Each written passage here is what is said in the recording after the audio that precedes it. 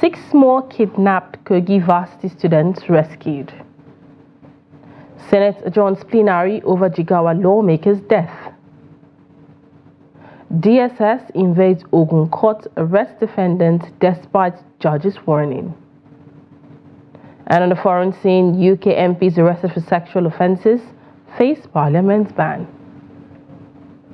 Hello, welcome to News Updates on Trust TV. My name is Livian Ogazi.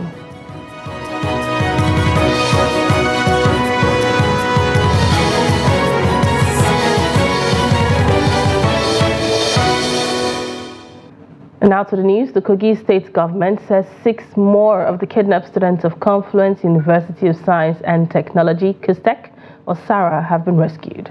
The State Commissioner for Information and Communications, Kingsley Fanwo, disclosed this in a statement on Tuesday in Lokoja. The Kogi State Police Command had reportedly said that 24 students were believed to have been abducted in the last Thursday attack on the institutions. The police authorities also added that 14 of the abducted students were rescued after fierce battles with their abductors in the bush at Obajana over the weekend. The latest effort has therefore brought the number of rescued students in the said attack to 20, according to the statement. Governor Usman Dodo has expressed his appreciation to the Joint Security Force that carried out the operation, urging them to continue to search until the last student is found. Meanwhile, the Nigerian Senate on Tuesday adjourned plenary in honor of a member of the House of Representatives, Isa Dogoyaru, who died on Friday after a brief illness. The upper chamber also held a minute's silence in honor of the lawmaker before the adjournment. Until his death, the lawmaker represented Bubara Garki Federal Constituency of Jigawa State in the 10th House of Representatives. He was 46 years old.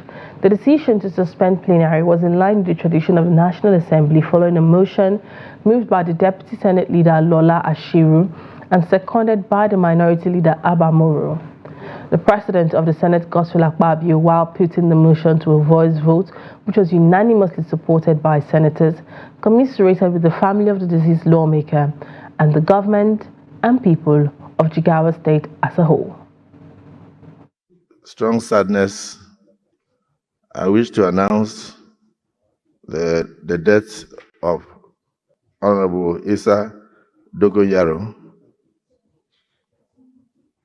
The Clerk House of Representatives has communicated to the Senate the passing on to eternity of Honorable Isa Dogoyaro, which occurred on Friday, the 10th day of May 2024, after a brief illness. He is survived by 2 wives and children.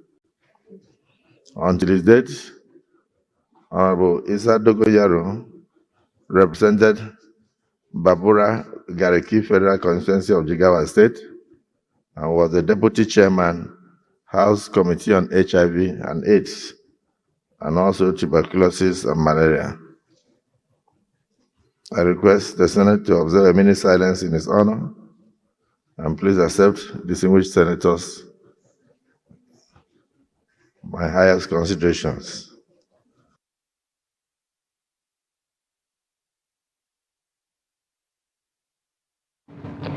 And over to the Green Chamber, the House of Representatives on Tuesday adjourned plenary in honor of late lawmaker Isa Dogoyaro. The Speaker of the House of Representatives, Tajuddin Abbas, who announced the adjournment, said the late lawmaker, who hailed from Gariki in Jigawa State and represented the Babura Gariki Federal Constituency, passed away on Friday, 10th of May 2024, after a brief illness. Abbas described the late Isa Dogoyaro, a detribalized patriot who was very jovial and a dedicated and passionate legislator who served his constituents and the nation with utmost commitment. He said the late lawmaker built strong bonds of friendship with members from all parts of the country. Abbas, however, said the House would set a day aside to hold a valedictory session for the deceased.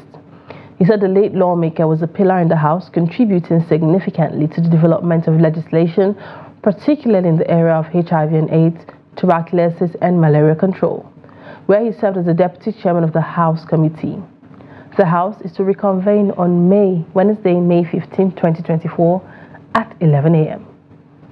Yaro was a patriotic Nigerian who transcended ethnic and regional divides.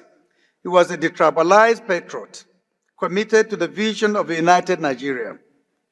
May his legacies inspire us to strive for a Nigeria where every citizen, regardless of background, can thrive and achieve their full potentials. In addition to his professional achievements, Honorable Dogon Yaro was a loving husband and father, survived by his 2 wives and children. To his family, we extend our deepest condolences.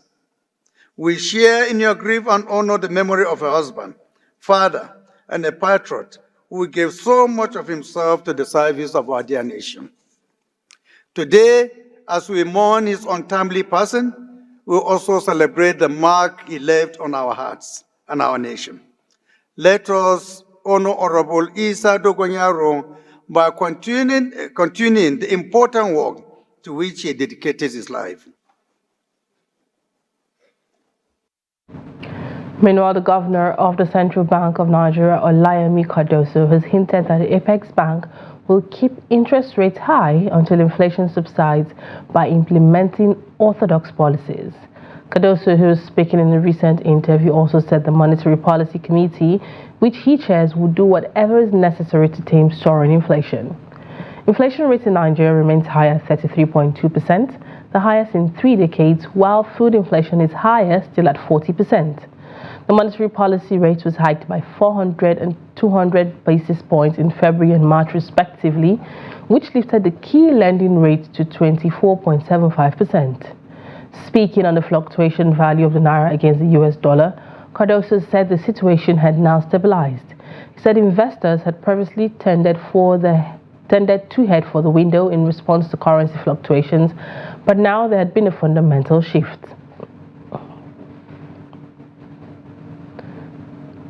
Men of the Department of State Services have invaded an Ogun State High Court sitting in Ilaro and arrested 2 defendants despite the judge's warning.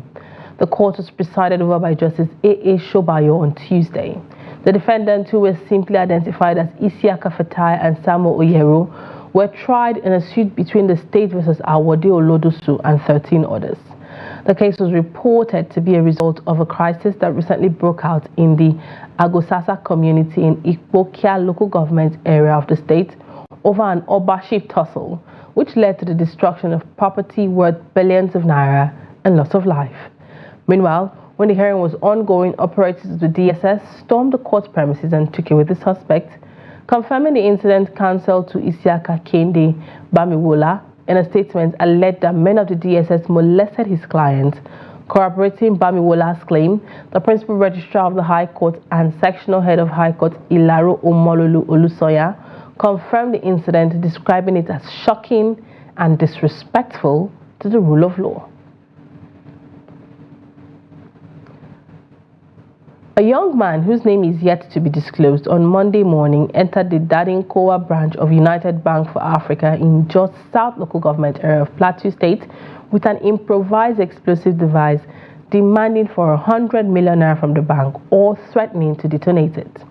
The staff of the bank, who doesn't want his name mentioned, confirmed the incident to Daily Trust on Tuesday, explaining that the incident occurred when staff of the bank were attending to customers.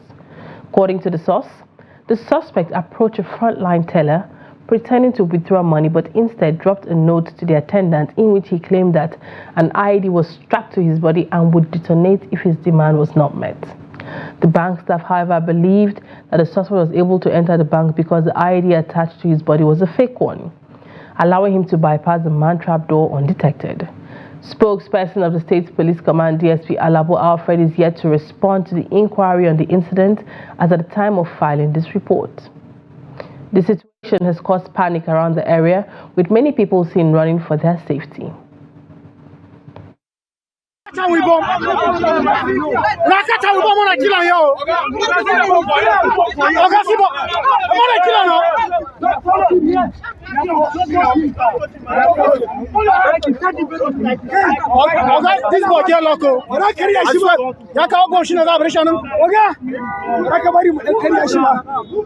Boko Haram force to make you come back, make you buy us fire, Abi. You go collect. You go collect. Boko Haram force to make you come kill us for bank, Abi.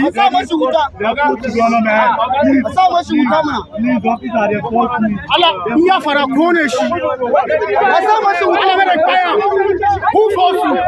Who force you? Who force you? They force you, Abi. Now they bomb me that now. Now they bomb me that. Now they bomb me that now.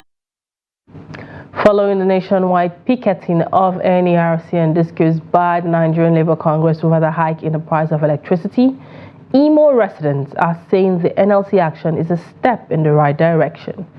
Trust TV Ajibade Praise has the details in this report.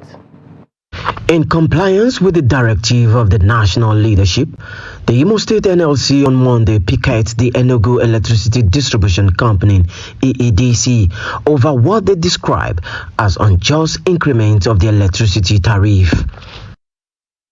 The Nigerian workers are paying for services that were not rendered. On a monthly basis, there will be bills, both estimated and non-estimated. And we have been paying as if that is not enough. On the 3rd of April, they had to increase the tariff to over 200%. And workers of Nigeria are saying no to that increment in the electricity tariff. These are known evil to Nigerians. If you do not know it now. How I wish the Nigerian people will make it a day for them to have a lecture from our union. You will actually know that this will have come to bury us alive and not to leave us to live. This action by the NLC has earned commendations from the residents of the state who said they are tired of the arbitrary charges by the electricity distribution company. I'm fully in support of that picketing they're doing. Yes, fully in support, because we've been waiting for this. We've been expecting this.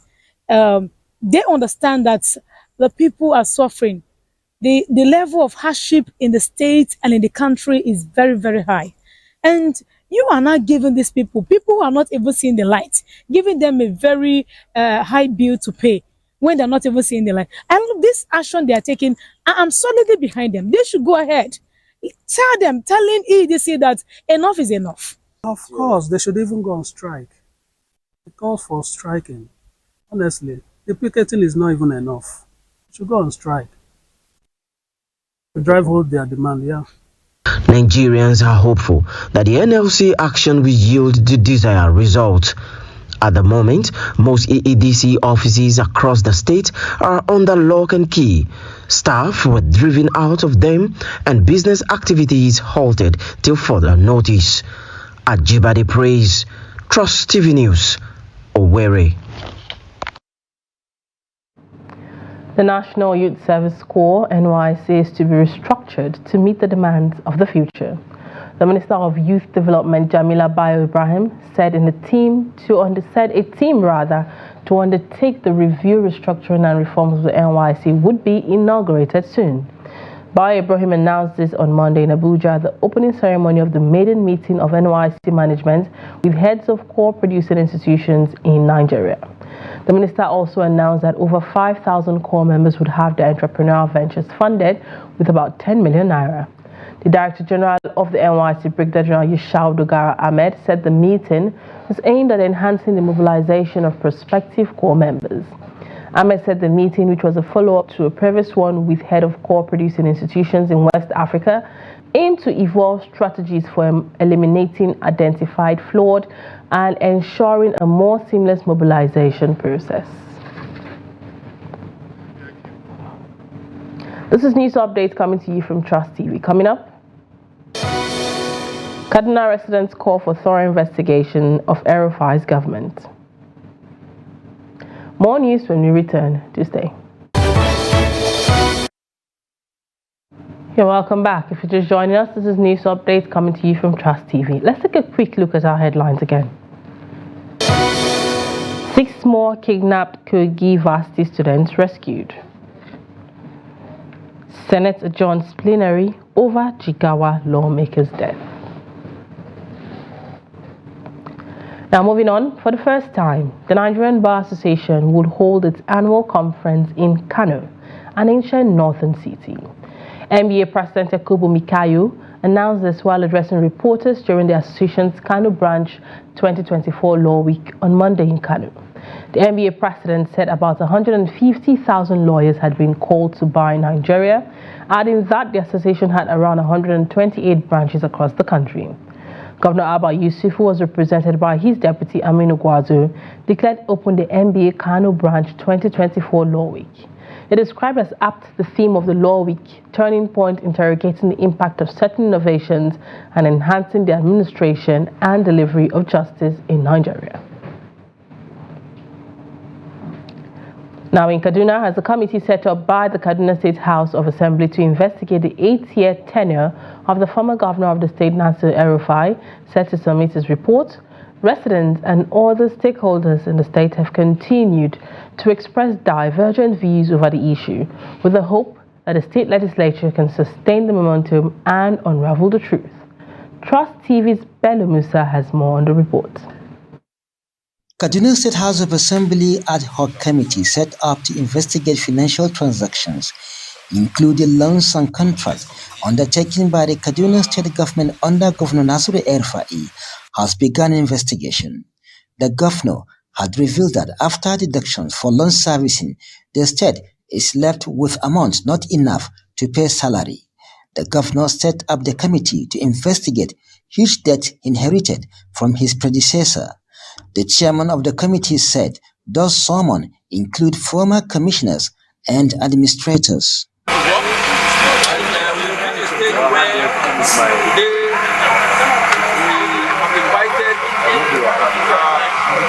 Some major stakeholders say the probe of the past administration did not come to them as a surprise. Because a lot of people are saying it's too early for this kind of disagreement to become public.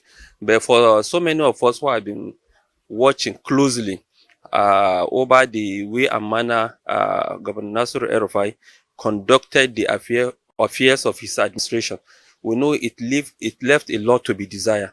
And then we also argue then that anybody that took over from Nasir El-Rufai with the debt profile and a lot of things that were done is going to face peculiar tax. For the assembly to say that they have really set a committee, they are never experts, because in investigating some of these things that happen in states like this, you need experts to look at it. You need people that will be able to probe. All the commissioners of Nasir El-Rufai, it's not Nasir that will be checked. Because if you really want to respect the office and the sanctity of the office of the governor, you invite all his lieutenants. Will he be able to sustain the war? That's what I'm saying. Can he sustain the fight?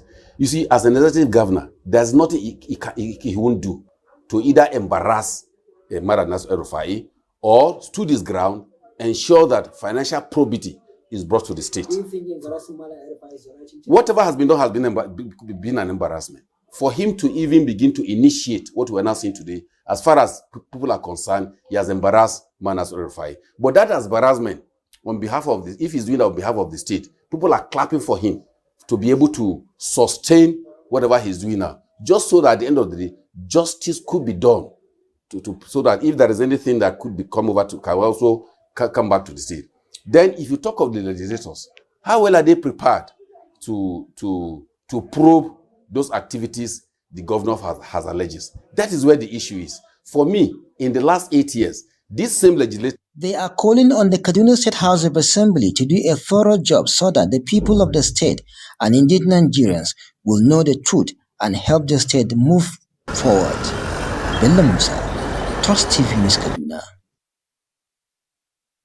Moving over to Jigawa, where Governor Umar Nabadi of the state has inspected some road projects across various regions in the state. At the inspection exercise, the governor said the move underscores government's commitment towards improving road infrastructures across the state. The report. Governor Namadi expressed satisfaction with the progress and quality of construction work on the 21-kilometer Shawarin-Chamo-Sari Road and the 44-kilometer Kiawa-Benin-Kudi Road. Additionally, he commended the ongoing rehabilitation and maintenance efforts on the Duse-Gambara Road via Baranda and Waza in Duse local government area. Rainy season has already started, so the question of completing it before the rainy season did not arise. Rainy season has already started, so but what we are saying is the work, major aspect of the work has been done. And what we mean by major aspect, the surveys has already been done. All other that the rain may stop, almost a part of it has been completed. So now what remains is that I'm sure I will not disturb the contractors even during the rainy season. And that is why we are seeing, inshallah, by the end of this year, all this work will be completed. The 26 roads we have inherited will be completed within this year. Despite some of the roads earmarked for rehabilitation and maintenance severely damaged during the 2022 rainy season floods, Governor Namadi has reiterated the government's commitment to restoring these essential transportation roads promptly. The governor's proactiveness towards executing these infrastructure projects reflects the administration's dedication to enhancing connectivity and facilitating socio-economic development across the state. Now to the foreign scene, UK MPs arrested on suspicion of serious sexual or violent offences could be barred from attending Parliament after lawmakers changed the rules in a narrow vote late on Monday. Parliament decided by just one vote that any MP arrested over such accusation should face a risk of assessment, which could lead to them being excluded from entering the House of Commons. Moved to toughen up a proposal by the Conservative government, which had said MPs should only be barred if they were actually charged with an offence after being arrested. Notable MPs voting in favour of the amendment included former Tory Prime Minister Theresa May and Natalie Elpick, who defected from the ruling Conservative to Labour last week. Previously, MPs arranged with their own party whether they could attend Parliament having been arrested for serious sexual or violent offences. Now, an independent panel will decide. Several MPs have been arrested for such offences since the last general election in 2019. Music legend Stevie Wonder has become a Ghanaian citizen, taking an oath of allegiance and receiving his certificate of citizenship at a ceremony in Ghana's Jubilee House. Wonder's decision to become a citizen of Ghana follows his announcement 3 years ago, citing a desire for a brighter future amidst political turmoil in the U.S. His passport for Ghana was evident in a 2021 interview with Oprah Winfrey, where he expressed his wish to see the nation smile again before relocating there. Wonder, known for timeless hits like You Are the Sunshine of My Life and I Just Called You to Say I Love You, has influenced multiple music genres, earning him 25 Grammy Awards and 74 nominations. Since his recognition by Motown Records in 1961, born Steve Hardway Morris in Michigan, Wonder's musical genius emerged early and has become a musical pioneer. A video of the citizenship ceremony captures Wonder's emotional pride as he received his Ghanaian passport, marking a significant new chapter in his life. The essence of, I guess it's just the lineage. I felt Ghana. I felt my civilization was there, and I was there where it began. So I thank all of you so very much. But you know, I always say this is just the beginning, the best part of the rest of my life to do God's purpose. Amen.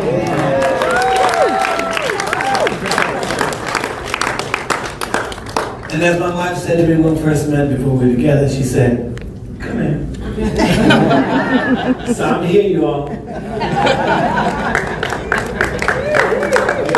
My son in love.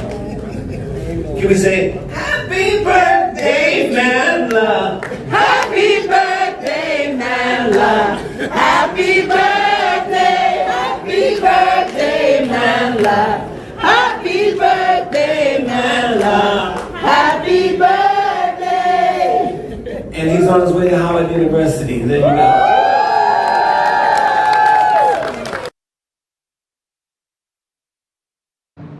Away from that to sports, Africa's soccer governing body CAF has scheduled the next African Cup of Nations for December 2025 after a series of back and forth about the timing. The host country, through its president Fauzi Lekja, has announced that the competition will be played in the summer of 2025. However, FIFA has fixed the maiden edition of the 32-team Club World Cup to take place at the same time, a situation that has sparked debate among stakeholders in the game. According to the reports coming from the CAF headquarters in Cairo, Egypt, the biennial tournament has now been scheduled to take place in December 2025. It remains to be seen if the time will not be altered again. With that, we've come to the end of News Update here on Trust TV. Do well to follow us across all our social media platforms for more news, programs, and documentaries. My name is Lilian Ogazi. Thanks for watching and bye for now.